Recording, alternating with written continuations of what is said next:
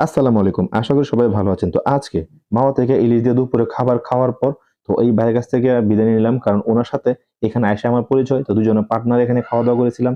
তো উনি খুব গুরুত্বপূর্ণ কাজটা এখনো চলে গেল। তো আমি এখন সরাসরি চলে আসলাম মাওয়া ঘাটে।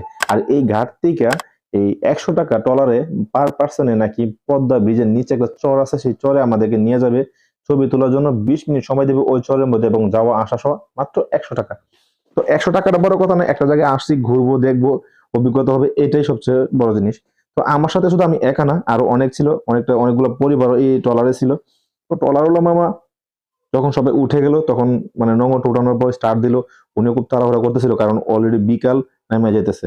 প্রায় ৪ টার মতো বাইজা গেছে। সময়টা আমি জানি না। তখন আমি ঘড়ি দেখি না, আনুমানিক বললাম এরকম হবে।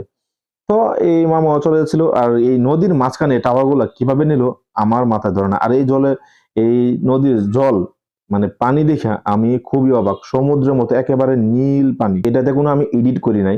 তো পানিটা এত স্বচ্ছ মানে নিজ চোখে না দেখলে কেউ বিশ্বাস করার মতো না। তো এতটা পরিষ্কার পানি ছিল আমি পারলে গোসল করে ফেলি যদি শীতের দিন না থাকতো। কারণ এখন কিন্তু জানুয়ারি মাস। খুবই শীত, খুবই ঠান্ডা ছিল। আর এখানে থেকে প্রায় অনেক দূরে কিন্তু জুম দিয়ে দেখা যাইতেছিল যে পদ্মা ব্রিজটা।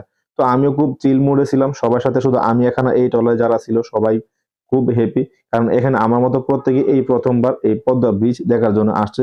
অনেকে অনেক জেলা থেকে আসছে, কেউ ঢাকা থেকে আসছে বা কেউ ঢাকার বাইরে থেকে আসছে। কেউ ঢাকা থেকে এভাবে আসা হয়েছে। তো দেখতে, দেখতে আমরা কিন্তু চলে আসলাম ঠিক ব্রিজের খুবই কাছে। যেটা জুম দিয়ে দেখা যাইতেছে ব্রিজটা কিন্তু অনেক দূর। আমাদেরকে যাইতে কিন্তু প্রায় ০.৫ ঘন্টা বা ৩৫ মিনিটের মতো লাইগা যায়। কারণ ব্রিজটা অনেকটাই দূরে।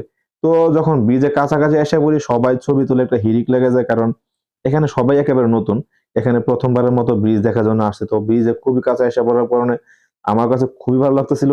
আর আমি চাইছিলাম যখন আমি এটা নিচ দিয়ে যামু, একটা ট্রেন যেন যায়, আমি যেন দেখতে পাই ট্রেনে যাইতে কিরকম লাগে। তো আইসা বললাম সেই চরের মধ্যে। তো চরে নেমে গেলাম। আমাদেরকে বলে দেওয়া হইছে আমরা যেন ২০ মিনিটের বেশি দেরি না করি।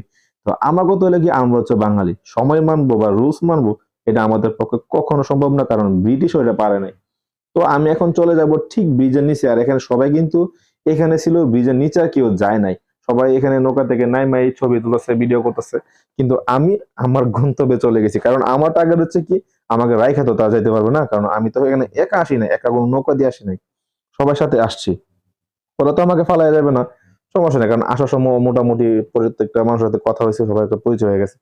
তো আমি হাঁটতে, হাঁটতে ডিরেক্টলি পদ্মা ব্রিজের নিচে চলে যাই। তো ওইখানে যাওয়ার পর আমার যে অভিজ্ঞতাটা হলো